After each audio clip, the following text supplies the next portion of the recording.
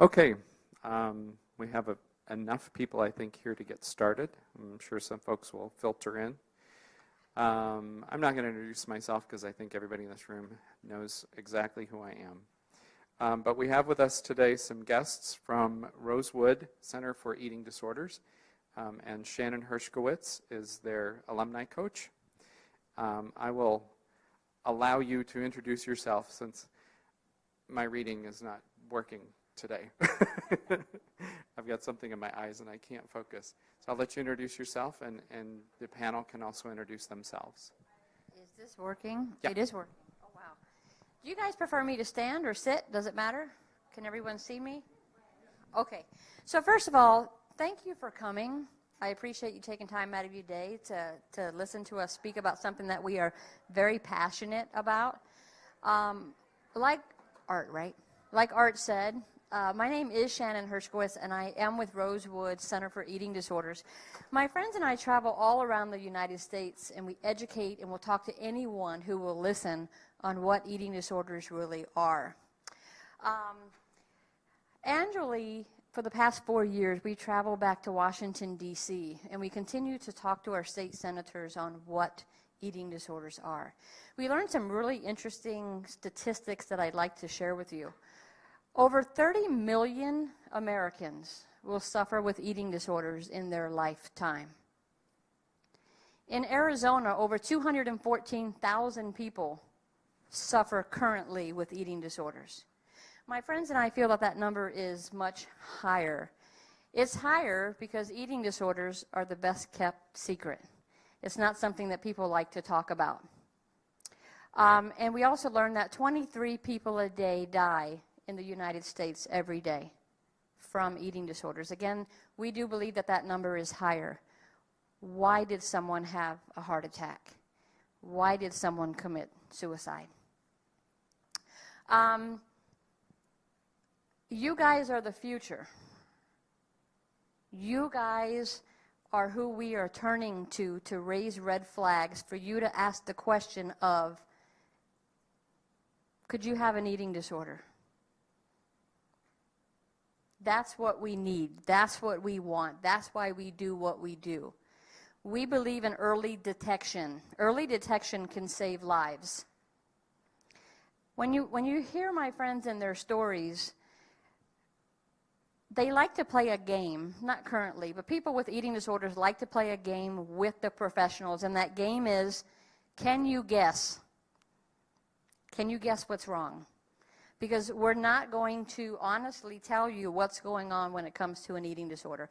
It's in our back pocket. We protect it. It is our best friend. It's how we cope with life. So I can stand up here and educate all I want, but the best teachers are these guys right here. These guys have fought the fight. They continue to fight the fight, and I want you to hear what they have to say. Guys, this is not a presentation. This is a discussion. I want to encourage you to ask questions. Anything that pops up, raise your hand, and let's get the conversation started. To my right is Dina. Dina, when you're done, you can introduce Ashley and so forth. We'll go down. Good morning. My name is Dina Gaisley. Thank you so much for spending your morning, afternoon with us. My story is unique in that I lived with my eating disorder for 30 years, from the age of 8 to 38. But unlike Shannon's description, at no time during those 30 years did I hide a secret, because I had no idea that I was acting out in an eating disorder. I remember at 10 years old being with my pediatrician, and I remember him discussing the fact that I was obese. And I remember right here, right now, the shame that I felt because of how heavy, that I was too big, too large than all the other little girls. That's what I remember from my conversation with my pediatrician at 10 years old. There was no discussion about the compulsive eating and the binge eating and the lack of moderate exercise that I was engaging in at the time. I didn't know to have that conversation because no one asked. I was doing what I knew what to do. At 16, I remember my pediatrician's congratulations and his pride in losing close to 100 pounds. But no one asked the questions of, how did I lose those 100 pounds? All I remember is that everyone was so proud of me for finally losing the weight, but not knowing the extreme measures that I had just swung from one end of the eating disorder pendulum to the other, from binging and compulsive eating to restricting. And through 4 pregnancies as an adult, I remember, again, the shame that came with these conversations with 4 different OBGYNs in gaining close to 100 pounds and then losing close to 100 pounds 4 times as an adult. And I remember telling these OBGYNs that I would not discuss weight with them anymore, but they didn't ask the questions, why was I gaining this extreme amount of weight? And how was I losing this extreme amount of weight? I talked openly with doctors, with OBGYNs, with psychologists, with psychiatrists about my depression, my anxiety. I talked to them about my obsession and compulsions, but no one asked the questions about my food and my exercise. And I didn't realize that I was keeping secrets until at 38, I went into organ failure. As a stay-at-home mom of 4, as a group fitness instructor, healthy on the outside, and my body shut down. And that first week that my body, I knew something was wrong, I went to my doctor. But my blood test didn't show any significant change, so I was sent away. It took 4 weeks before my blood test to show what was really going on in my body, and by that time it had affected my liver, my kidney, my heart, my lungs, and then I was taken seriously.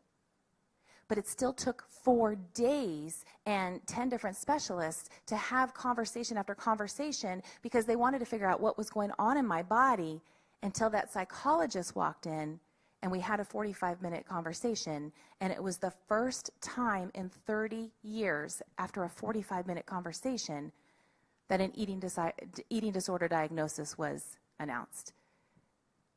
I was saying what I was doing. I was telling what I knew. It was my normal. I was on survival. The questions had to be asked. And I am so appreciative of you being here, to be able to hear our stories, to know the clues to look for, and to know the questions to ask when you're with your clients in the future. Thank you so much. Thank you, Dina. My name is Ashley Law, and I have been recovered from my eating disorder for 6 years now. My eating disorder is kind of similar to Dina's in the fact that it started when I was very young. I grew up in a household where I was exposed to a lot of violence and very hurtful words, and as a result I was very confused, and nobody in my family really talked about emotions or how to deal with stress or anger, and so I really internalized those fears, and I put all of that energy into the sport that was of my choice, and that was dance. And so I became a competitive dancer at the age of 8, and in all of my spare time when I wasn't at dance class, it was probably, I don't know, maybe 15 hours a day by the age of 8 or 9 years old that I was at the studio. And when I was at home, I would retreat to my bedroom and I would secretly exercise. I would do sit-ups and push-ups and cardio, and my parents never knocked on the door to see what I was doing. It was just kind of my quiet little safe space instead of being hurt by my mother. And so as I grew a little bit older, there were a few times that my parents and my pediatricians would kind of ask me questions about my weight or my choices, how dance was going. They didn't really ask what I was eating or, you know, do you have any peculiar things that you're doing with your exercise, or what are those habits? You're just very slender for your age and very small for your age, and nobody really asked those questions. And so I just kind of kept doing what I knew best, and that was my own coping mechanism. So fast forwarding a little bit through high school, I became my competitive dancing continued. By the age of 16, I was dancing almost 40 hours a week between my dance studio, being on my high school dance team, and then at home, because I had convinced my dad that I needed a dance studio built in our house, which he did. And I ended up just really hurting myself through exercise. My anorexia that had started as a young girl in 3rd grade had progressed. I had developed a very severe addiction to exercise, and I never really talked about what I was going through personally. And so those fears and any emotion that I experienced, anger, happiness, any of those things would be exposed through exercise. And so at the age of 15, I ended up having reconstructive knee surgery. My doctor did not know why I really needed that at that age, but apparently my bone structure and my muscles could not take care of my own body and the things that I was doing to it. So the questions were not asked, why is this happening? It was obviously excessive exercise looking back. So the anorexia, the over-exercise progressed. At the age of 18, I became a professional dancer. I ended up cheering in the NFL, and I was put on a very extreme weight loss. I shouldn't say weight loss. I was put on a very extreme program for monitoring my weight, where we were weighed in at practice 3 times a week, and I was allowed a 3-pound range up or down. And so I became extremely obsessed with numbers and food intake and exercise. And so I was probably spending up to 50 hours a week between exercising, being at practice, teaching dance at my regular full-time job while I went to school. And I ended up injuring my shoulder. And again, my doctors could not explain why I was having these very critical issues with my body and why my body was starting to shut down. At the age of 20, my bulimia started, where I really could not keep this schedule up with extreme exercise and trying to get my 4.0 in college and, keeping up with this extreme idea of what I was supposed to look like as an NFL cheerleader. And so my body started changing. I started gaining a couple pounds, and that was the time when my coach said, you can't dance at the game this Sunday if you don't lose this weight by Thursday. And that's when my bulimia started. I was 20 years old, and it took about a month for me I was just taking a shower, and I fainted and hit my head. And it was then that I approached my parents and I told them I had an eating disorder. They had helped me find some support, but it took me about another almost year and a half to get to a point where I needed to seek very severe help at an inpatient facility, and I really didn't even know that had existed.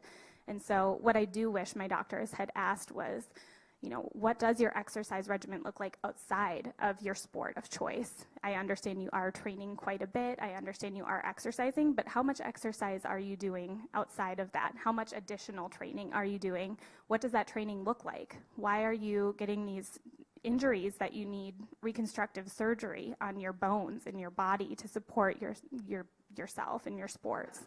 So those are the things that I'm very passionate about. I'm very proud of my 6 years in recovery.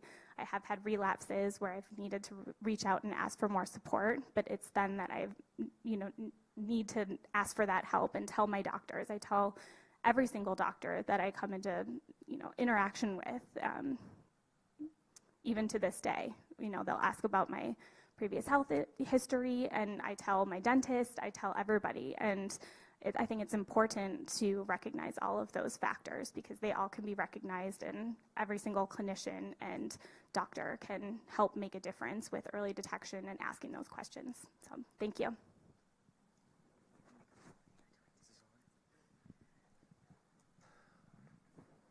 And thank you for that. My name is Danielle Doran. I've been recovering 7 years, I think, at this point now. I guess my story starts when I was actually born. I was born with a genetic defect that started with a hole in my heart that after 2 weeks eventually grew together.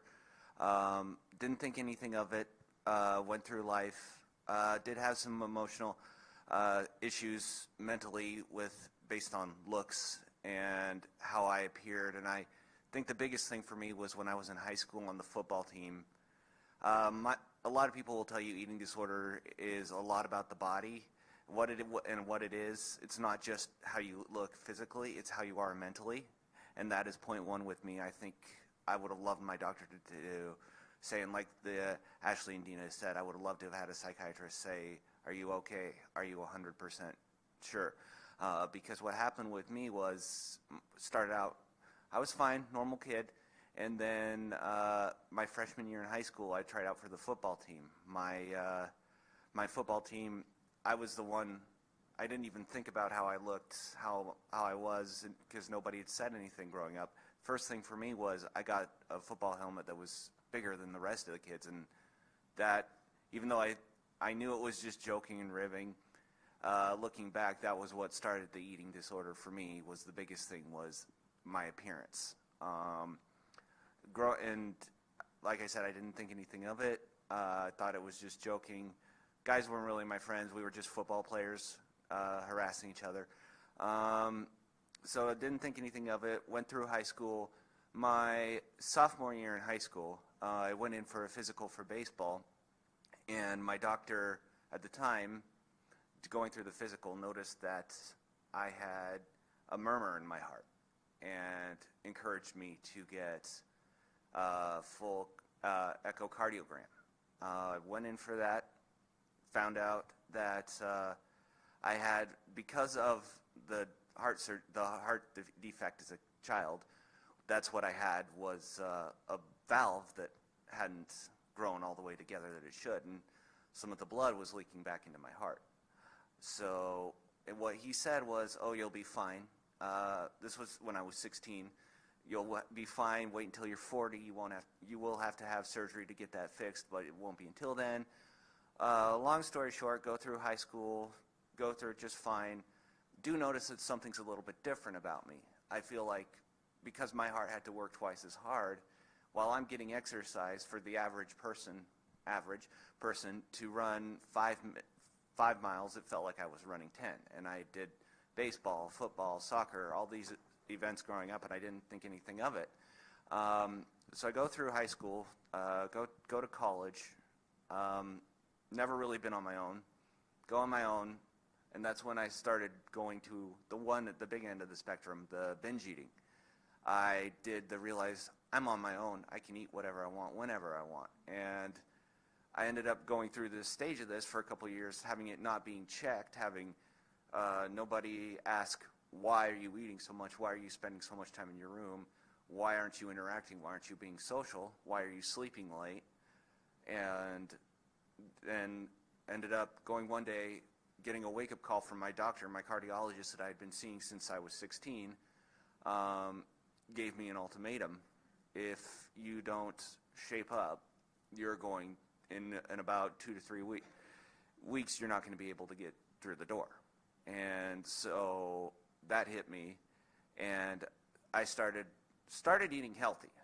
Well, what I thought was eating healthy. I cut back fast food. I cut back going out. I tried replacing anything with grease with green and leafy vegetables. And at the start, it was fine. It was just like a normal diet, like you would go through.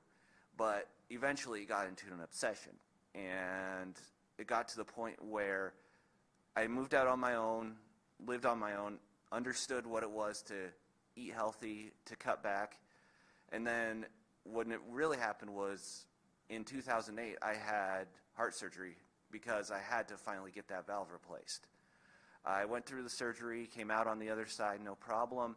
Didn't realize that in the process my metabolism had sped up. So went through that,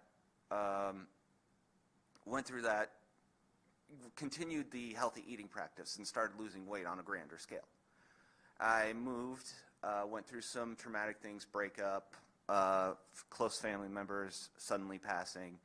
And then the biggest thing was I went as an intern for a really smart individual who introduced me to a diet software program back when they started in early 2009.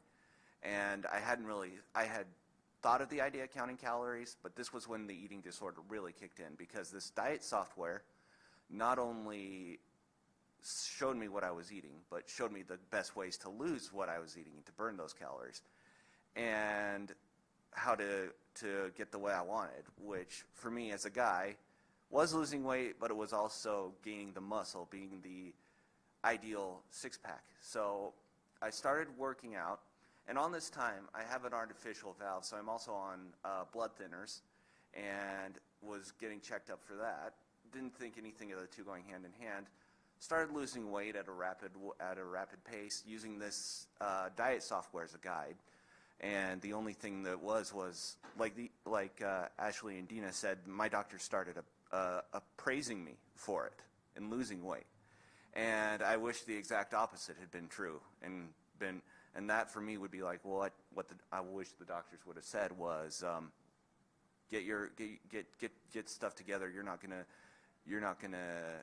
survive if you keep this up.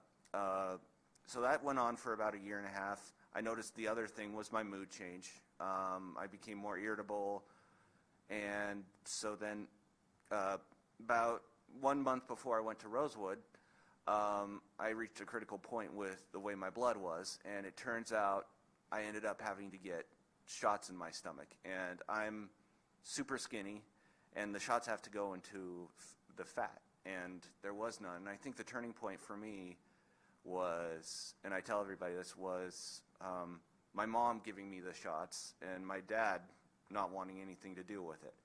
And none of the doctors, I had been diagnosed with small ADD, Asperger's, that type of thing, but none of the doctors had thought to ask why would a male, because it's normally thought of stereotypically as a female, as a women's disease, but none of the doctors, none of the psychiatrists thought, well, maybe he's not just trying to be in shape. He's not trying to work out to be in shape. Maybe there's something more. And that's the thing that I wish, and what I'm trying to get across being here is that it's not, ed doesn't discriminate based on gender. And that's what I wish I'd learned sooner, is that it's not just, it affects anybody, no matter your age, race, religion, sex. It affects guys, and for me, guys don't talk about it as much because we don't feel like we should, or we're looked down upon, and I wish that had been encouraged for me. And I would not be where I am today if someone hadn't said, hey, it's a guy's thing too. You're just as normal in that same group. You don't need to worry, go out, and I'm thankful for that. Thank you. I'm Danielle, and I just wanted to thank you all for being here and helping us further the discussion on eating disorders, because it is so tricky. It's a mental disease with a lot of physical complications. Unlike everybody else here, I'm pretty new at recovery. I'm less than a year, but I just wanted to share my story and some of the things I'm still dealing with because of the eating disorder. My story starts when I'm 11, not when I came down with the eating disorder, but when I first started developing OCD. I didn't know what it was, why I was having these compulsions, why I was having these thoughts, why it took me 2 hours to get ready for school in the morning. All I knew is that I felt different on the inside than everybody else. I couldn't be like anybody else. So once I hit high school, I tried controlling that through my appearance. If I was perfect outwardly, if guys asked me out, if I was on the cheerleading team, did all the sports, if I was perfect outside, nobody could see the damage inside.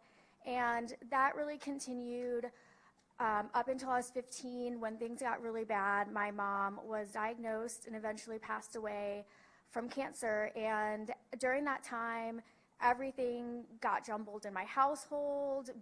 After she passed away, we moved every single year. I was basically left on my own to kind of raise myself, and I got away with anything.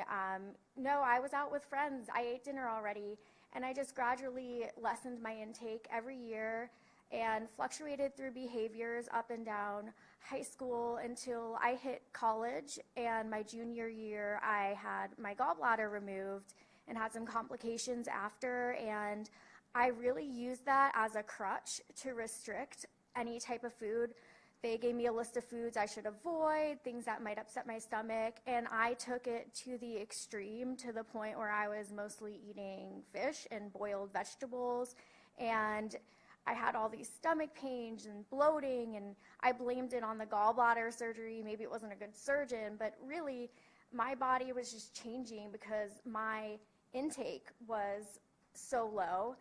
And I went away to grad school, and it continued, and like everyone else said, no one asked me the questions, why are you starting to eat your dinner at 1 a.m. in the morning? Why do you pick at food throughout the day? Why can't you sit and eat a meal? And the first one to ever maybe suggest I had an eating disorder was my aunt. She was like, why are you going to the bathroom after you eat? And I was like, no, I don't have bulimia. And that was the truth. I just didn't eat.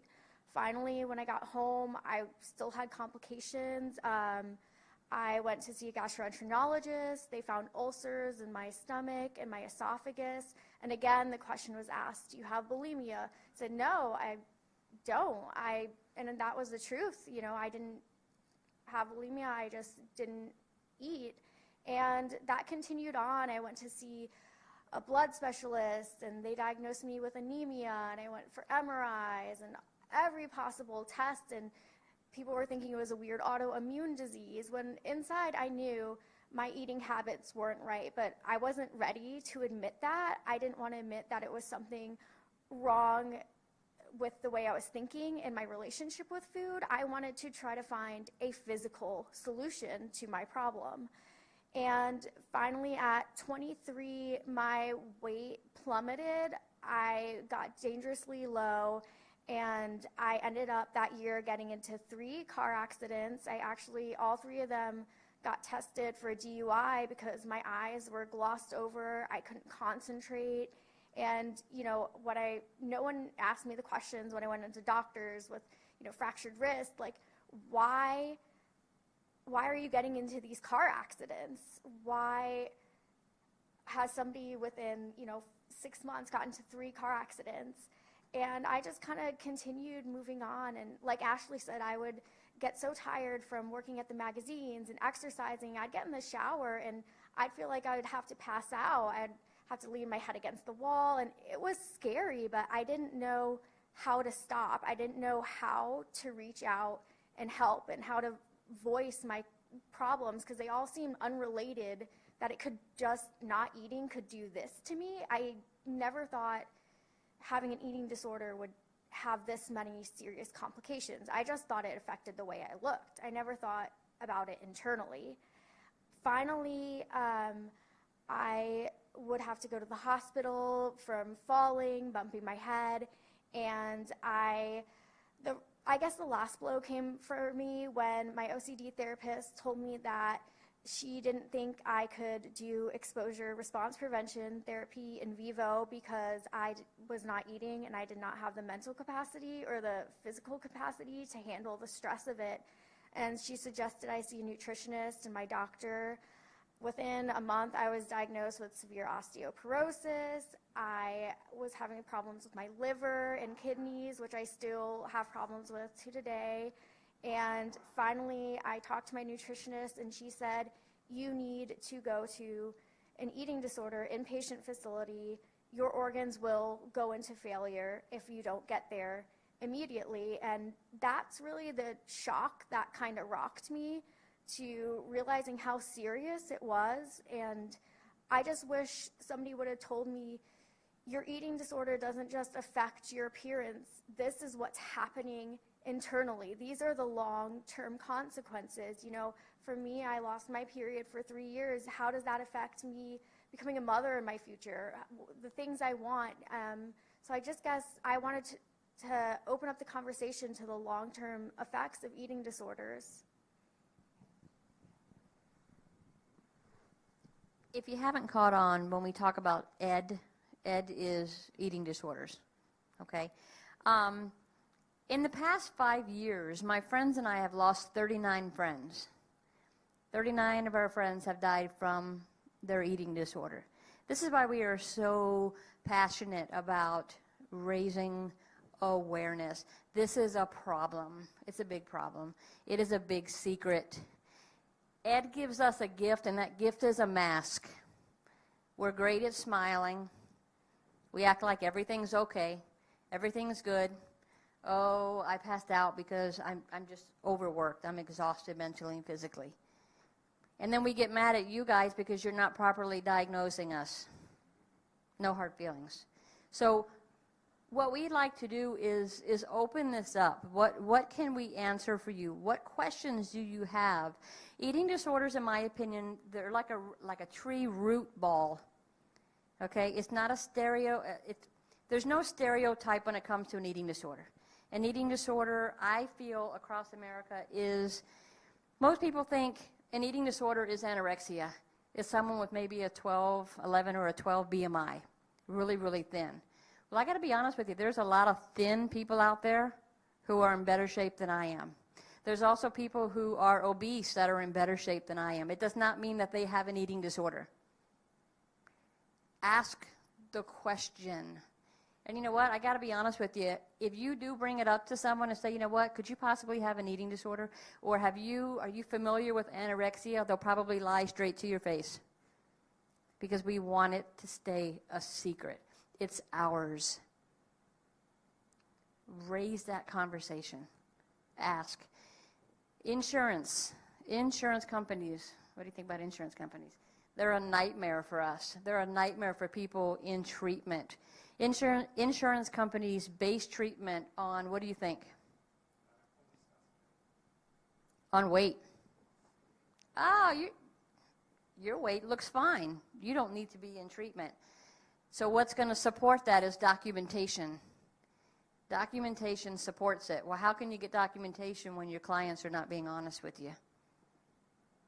So no pressure to you guys as you move forward in this, but we want the word eating disorder to come as fluent as the word the, or depression, constipation, whatever the word is, we want eating disorder in there. Let's start. So what questions do you have?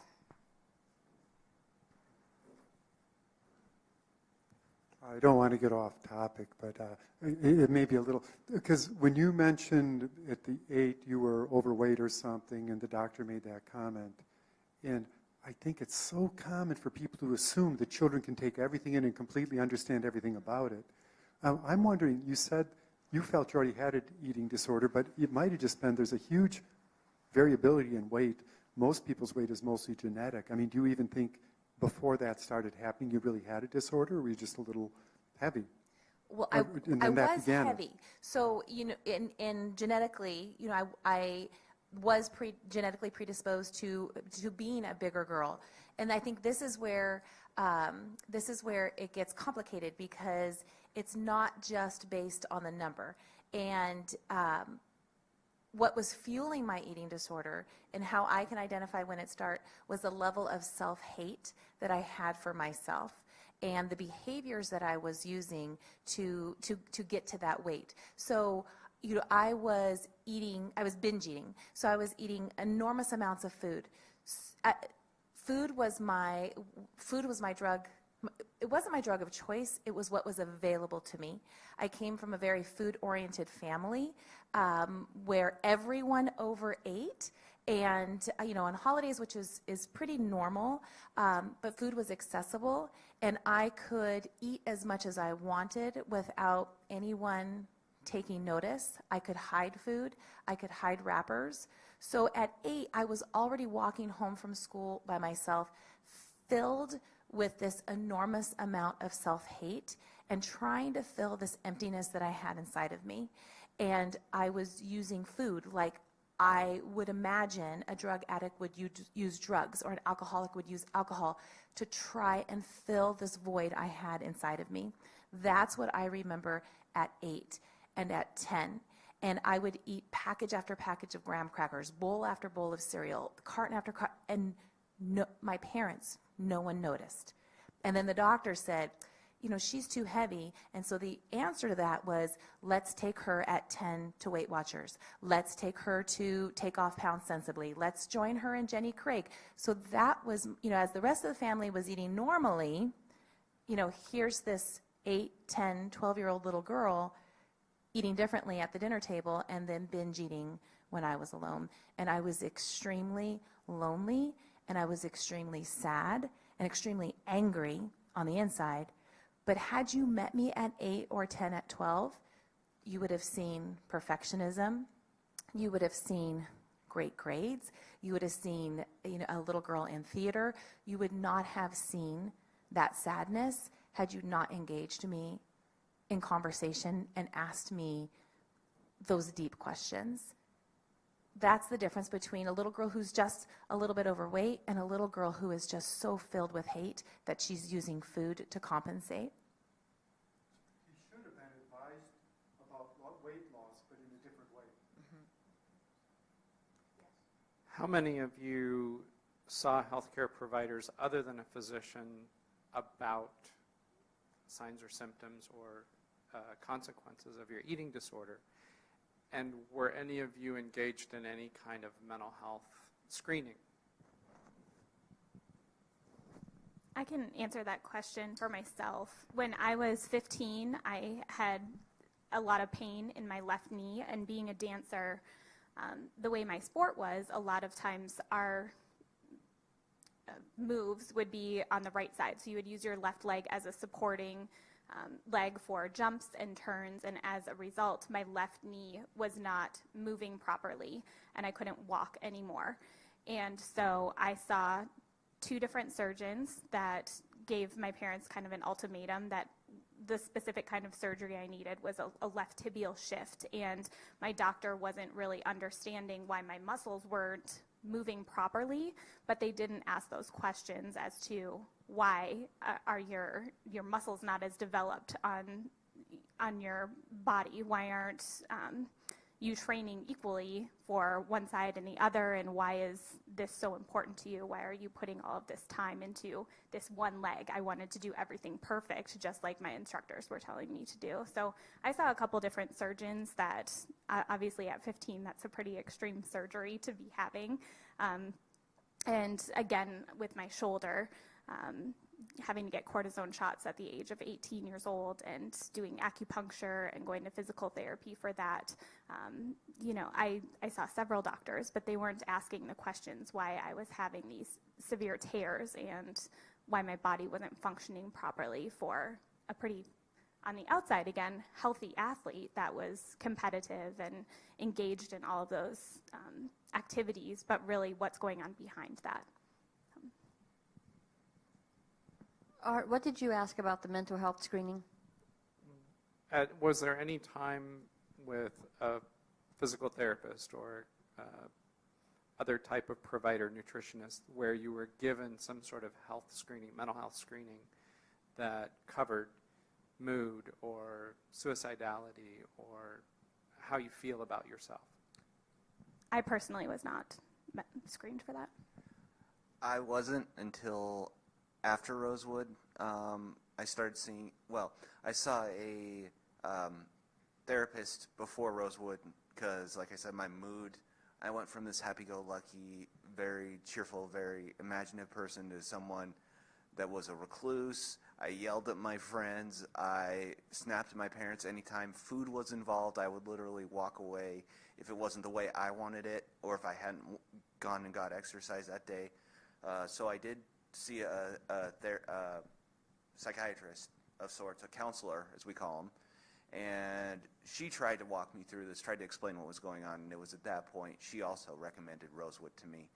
Afterwards, I went and saw a post-treatment team, one of which was a therapist as well, and it was at that point she recommended that I go and get tested for other things because in addition to the mental with the eating disorder, she also saw different signs in me because I mentioned I had imagination. I liked interacting with people in different ways. I like to write, like to read, music. So it was at that time, after the eating disorder, I went in and was diagnosed not only with the eating disorder, the mental part that I'm still dealing with to this day.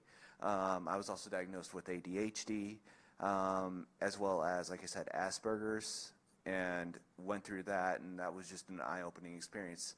And that was a lot I learned from me. So I did have a little bit of the mental teaching and the mental learning and counseling as well. And that also opened up new venues of how they could teach me and what they could learn from me. It's also very common to have a misdiagnosis before an eating disorder diagnosis. Being a child in the 70s and 80s, there wasn't the mental health awareness for me. And I remember I knew something was wrong with me as a little girl, and I remember begging my parents to take me to a psychologist because I wanted so desperately to talk about this emptiness that I had inside of me. I didn't have that opportunity until I sought that help for myself at 25 when I was misdiagnosed as bipolar 2. And then with each of my 4 children, I had extreme postpartum depression. And then it wasn't until 37 when I received my eating disorder diagnosis that we were really able, with psychiatrists and psychologists and eating disorder specialists to really figure out that those original diagnoses, they didn't apply to what was really going on underneath. So I don't understand a lot about this, so hopefully nothing I say will be offensive. First of all, very impressed with each of you and your stories. It's neat to hear, and I'm sure you'll be very helpful to people going through this, help them get to the other side. So what I'm kind of hearing you say is some of you maybe didn't realize you had an eating disorder, or that you just had a very strong, is it like an emotional relationship to food, like it's filling an emotional void? Because I love food, and I've eaten too much occasionally, and I'm not saying I have an eating disorder, but I mean for my children or for family members or loved ones, there's different things you're saying, and I'm like, well, maybe, well, I don't know. So what could they have said? Well, do you have an emotional relationship with food? What are some specific questions the doctors or your parents or your loved ones could have said to maybe help you realize, and yet without saying, because you have to be very careful, I think, with people that you don't put these ideas in their head. Maybe they don't have an eating disorder. And there's a difference between disordered eating and having an eating disorder. And I think that there is a fine line. And I have 4 children that are 16 to 9, and I have to be very careful. They've been exposed to a lot of different triggers and traumas, and I have to be very careful that I'm watching for signs and symptoms of eating disorders and other addictions. And the most important thing for me as a mom, I'm also an educator, the most important thing for me as a teacher, the most important thing as a medical provider is having conversation, is listening. I just went to a primary care provider for the first time last week, and there was nowhere on that intake form that asked any question related to food or exercise. Nowhere, nothing. And there was not even a place for me to put in anything in the fact that I had been in eating disorder recovery, and I'm thinking they're not even asking the question. What does your daily food intake look like? What does your exercise, regime look like? So that's a really good question, and I think that the best response I can give is have conversation, give a safe place, and listen. And let people talk. And the biggest thing, if you think someone has an issue or an hatred for food, especially if it's the anorexia side of it, do not ask them, why don't you just eat something? That is the biggest thing from my personal experience. You really want to make someone not like you, just go up to their face and say, just eat it. You can say, are you okay? You can say, how can I help? You can be there for them, but don't force it on them. Because for me personally, and from a lot of people I've interacted with, the thing you let them come to you. Because it's like Shannon said at the start, we won't tell you right away we're having a problem. We'll pretend to be fine, so don't force us to be fine. We'll come to you when we feel like we want to be fine. Guys, food is such a small part of an eating disorder. It's what lies underneath. With eating disorders, with all the people that I work with, it's more about that self-hate. The lack of self-compassion, self-worth, self-love. One of the things that we work with as a team here is, at a young age, we're taught to take care of other people, right? When our friends and our family are sick, we take care of them. When they're having a hard day, we help them. Why don't we show ourselves that same compassion? And that's not just an eating disorder thing. That's everybody. I'm a mom who taught my daughter how to hate her body. It's not something that I meant to do. My mom taught me and her mother taught her. Eating disorders are so much more than just what's on your plate. You can't just eat. You can't just stop.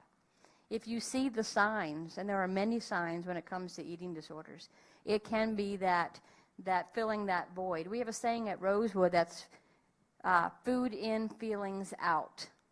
Because sometimes we're so full of feelings that we're unable to eat. At Rosewood, food in, feelings out. We have to talk. We don't like to talk. We want to talk about you. People don't want to talk about themselves. What was your question, ma'am? No, I appreciate what you said, and I agree. I think coming out on the other side, some of the things I'm hearing is that you would like to be asked these things, but I'm also hearing you say you wouldn't tell people the truth.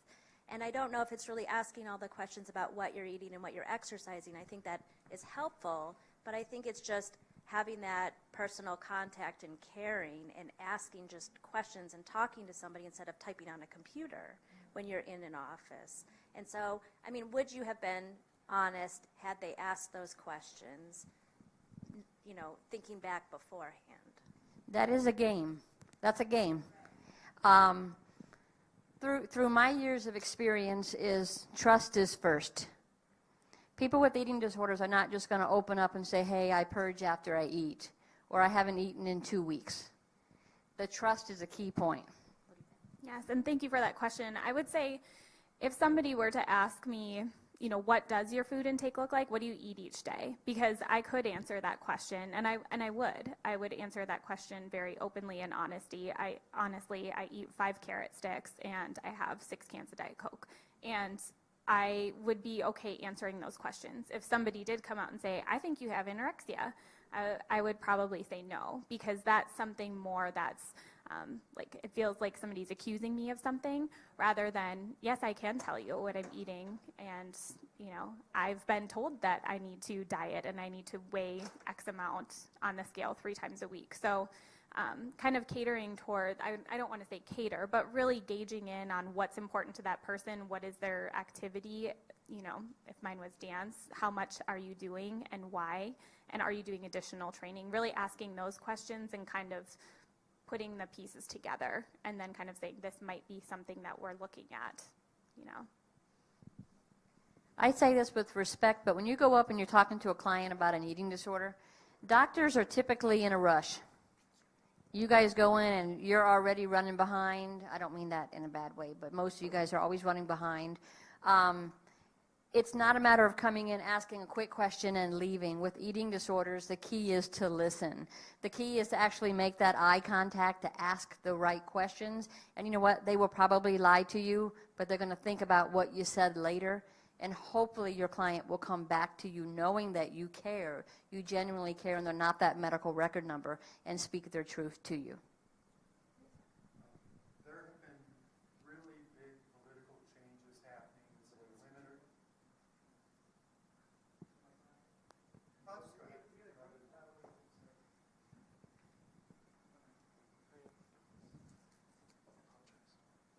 There have been some serious delayed changes in the way women are treated and viewed, and this can be part of the equation, whether it's men or women. But what I'm curious is, I doubt there's been any change at all with the treatment of like cheerleaders and all this. It could even be getting worse, or beauty pageants. I don't know if you have I'm assuming there's been nothing whatsoever, where even though now it's becoming clear that there's a problem. You know, I think that that's an important point to bring up. Now that I am no longer actively cheering in the NFL, I am engaged in working with other NFL cheer teams.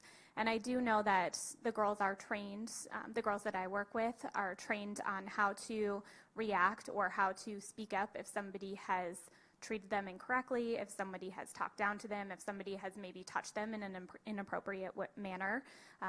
Girls are taught to speak up, and I know that the teams that I do work with have special security people that walk around with the girls. The weight constraints, have they been modified? That is from team to team. So the team that I was on was personally the Minnesota Vikings. They still have that same weight restriction. I know that locally here, the Arizona Cardinals team does not have any weight restriction. The girls are not given a number that they have to weigh, and they do not do any weigh-in. So every team is completely different. It's up to the discretion of the coach. It's hard to say. Every team is different, so it's really looking at each individual team. So, like, I'm in school to become a physician now, and so I have a question. How, if I have a patient who is in active recovery from an eating disorder, what kind of questions should I be asking to make sure that they're okay and that they are keeping up with the healing process, and to make sure that I'm not missing signs that they may be in a relapse, and to make sure I'm supporting them with, What was important for me and is important for me is the partnership between my physician and my therapist and my dietitian.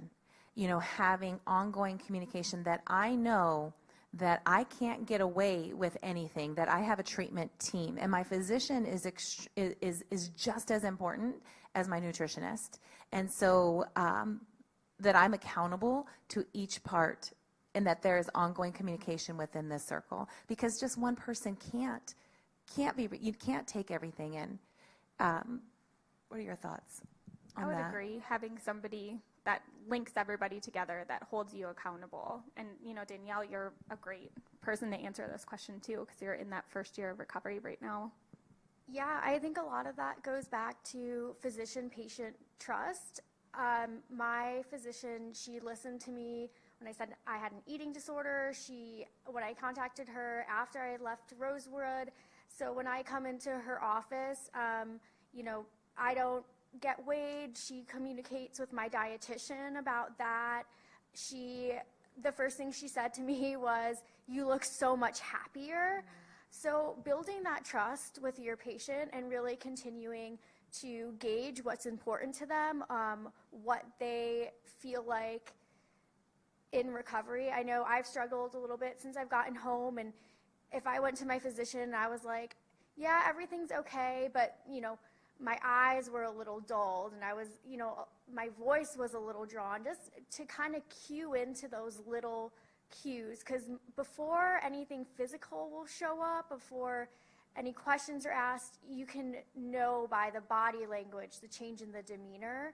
So even just paying attention to those minute details. It's hard.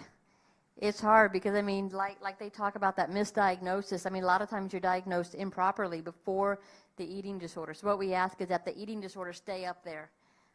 Do your education, ask the questions. And you know what? Come right out and ask them. Hey, do you struggle with an eating disorder? We want people to be honest. We want this to be a conversation. Who else? I was wondering, when you talked about encouraging the provider to ask the questions about diet and exercise, when we hear those concerning things like 5 carrot sticks and 5 Diet Cokes a day and 20 hours of exercise a day, how would you like us to respond to that? Because I know what not to say. Why don't you just eat, or why don't you slow down? What would be effective as a starting point of conversation? Because people are going to get those answers. And I think that's a critical stage in developing trust. What would you like to hear from us? Absolutely. I think that the first question would be, did somebody tell you to eat that, or did you come up with this specific diet yourself? And what did it start as, and how did it get to this point?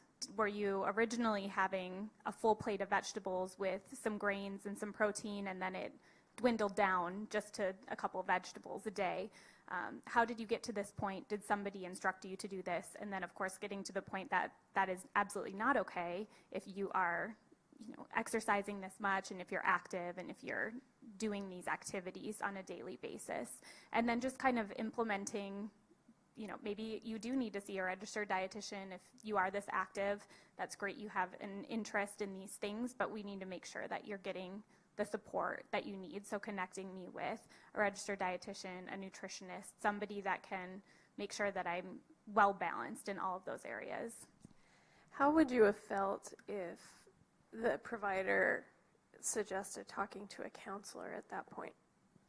I think I would have been probably excited, probably nervous, but excited, because I had known that there was a problem, but I didn't know what it was. And I would have liked to figure that out sooner than later. To go off of that question, to go off of your question, sir, today, what's really great is we have specialists all around the nation that specialize in eating disorders. So people who call us in or whatever, we're able to say, let me do some research in your area and find if anyone does specialize. Because for these guys, just to see a dietitian, that's not a healthy thing. But if they specialize in eating disorders, that's golden for them because they're able to properly help them instead. Because diet and exercise, that's a healthy thing, right? People with eating disorders, it starts healthy, but it quickly becomes unmanageable. Thanks. I just have one more question. I am wondering, when you were talking about how in these different careers like cheerleading, I'm even wondering about modeling, some of those type of careers are high risk for eating disorders to occur. When they're talking about being safe as far as boundaries, are they actually educating on eating disorders now? Is that even a conversation that's happening? Would you say within the sports or? Within cheerleading and other sports, gymnastics? Not that I have noticed. And absolutely, there are sports that do create a higher risk. Wrestling, when your sport has emphasis on weight or looks. Gymnastics, swimming, when your weight is contingent on how successful you can be or how fast you can swim or how strong you can be or whatever that might be, it is increasing the risk of an eating disorder. Absolutely. Have you ever thought about talking to them? Yes. You know, also talking about, there is more talk about eating disorders. There was a country recently, was it France? With the modeling that they can no longer be anorexic looking, that there is actually a weight that they have to maintain, not low, but high. So it is out there. It is improving. The conversation is there. We just want to keep it going. Hi, I'm Judy Marty, and I'm in marketing with Rosewood. But that's not why we're here. But I did want to let you know that in your packet of information, there's a red flag, what to look for with eating disorders, because it is, I hate talking in one of these things, but it is such a disorder of secrecy and denial, and really there's not a lot taught about it in medical school. And so it can easily just those, you know, oh, my patient's great, you know, she's very lean, she's looking great, you know, and lab work does not always give you the answers that you need for eating disorders. And I also wanted to mention that we do lunch and learns on Elliott and Hardy, so I don't know how far that really is from here, maybe 10 miles? But if you're interested, if you come up and let me know your email, I will send you out an invitation. We do them quarterly, and they're on all different topics regarding eating disorders, so just...